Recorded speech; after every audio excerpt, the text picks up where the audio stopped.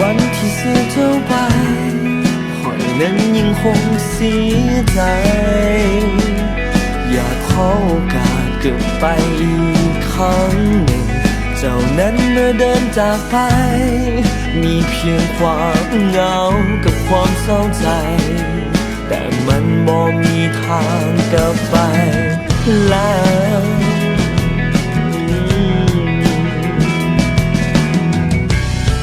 อายอุ่นของเจ้าที่เคยมีให้กัน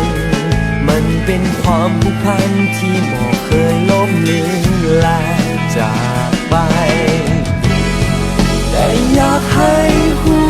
ในวันที่เจ้าไปแต่ยังบ่มีภัยทางที่เจ้าได้ไล่อยากจะ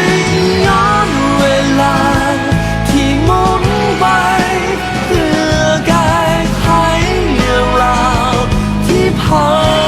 นมาพอเจ้ามีน้ำตาและต้องจากลาเพราะว่าเสียใจ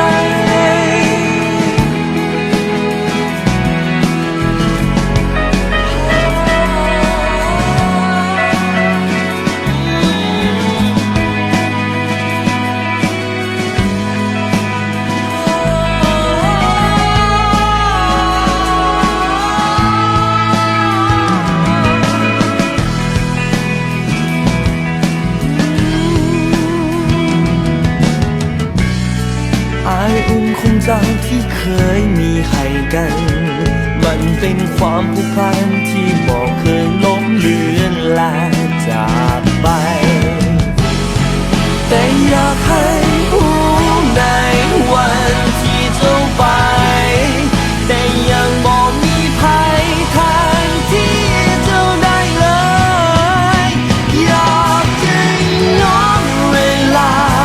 ที่หมุนไปเพื่อแก้ไขเรื่องราวที่ผ่า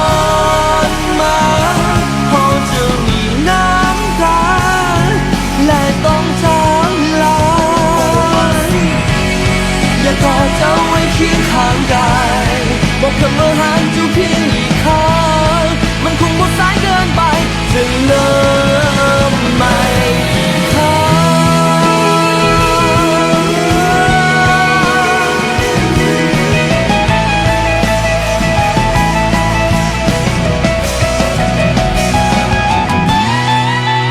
อยากจะย้อนเวลาที่หมุนไปเพื่อแก้ไขเรื่องราวที่ผ่านมาพอจะมีน้